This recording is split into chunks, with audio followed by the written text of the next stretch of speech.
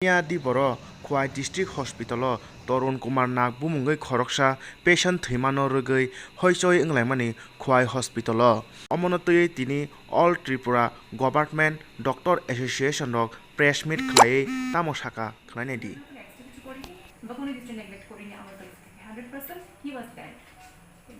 আচ্ছা ম্যাম একটা discharge certificate দেওয়া হয়েছিল নিতে বলে এটা কখন দেওয়া হয়েছিল?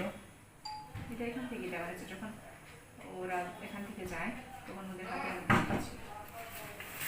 আর তারা অভিযোগ করলো যে এসেছে হাসপাতালের তরফ থেকে একজন ডাক্তার এমনকি নার্স একটু সাহায্য করেনি। যখন যখন এসে তো আমরা তো মৃত বলে ঘোষণা করি, আমি তো জানি 100% এটা মৃত।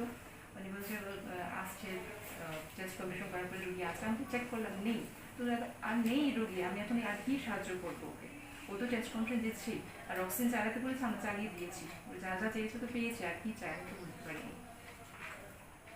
ম্যাডাম ইস্যুটা কিন্তু ড্যান্সারের না কিন্তু আমি বলতেছি যে আপনারা যে ডকুমেন্টটা পাবলিক অ্যাক্ট দিয়েছেন ওই পরিকল্পনা দিয়েছেন ওই উঠতে কিন্তু লেখা আছে এটা নগর এটা নগর পঞ্চায়েত কোভিড রুগীদের না নগর পঞ্চায়েতে নিব এটা তার কাছে আছে ঠিক কিন্তু নগর পঞ্চায়েতে এটা না রেফার যে করা হয়েছে কোভিড রোগীকে এখানে কিন্তু আমরা দেখেছি ফুটেজে পুলিশ প্রশাসনের লোক কিন্তু এখানে ছিল। তো আপনি কি করে বলছেন যে আপনি চাপে পড়ে আপনাকে রেফার করতে হয়েছে?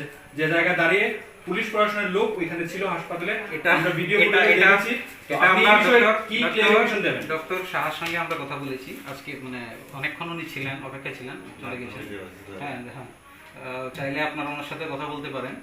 তো উনি বলেছেন যে উনি চাপে 50-60 জন লোক ছিল এবং খুব বাজে বিহেভিয়ার করছিল। উনি যে রিটেনটাও দিয়েছেন ওটাও দেখলাম, এমএসএর কাছে সাবমিট করেছেন, যে মানসিকভাবে খুবই প্লাস একজন পেশেন্ট পার্টি যখন আসে, পেশেন্টটা ডেথ ডিক্লেয়ার করা হয়েছে কিন্তু পেশেন্ট পার্টি ওটা অ্যাকসেপ্টই করতে চাইছে না। সবাই বুঝতে পারবে জিনিসটা কি, এখন না বুঝতে পড়ে হলেও বুঝবে, আমি গ্যারেন্টি দিতে পারি। আমি এই চাকরি জীবনে আমারও তো 8 বছর হয়ে গেছে, আমি তো অনেক রুগী দেখেছি, এক্সপিরিয়েন্স, আমি তো এমন না যে এখন ডাক্তার হয়ে এসেছি, এমন তো না। তো আমি আর বেশি কিছু বলতে চাই।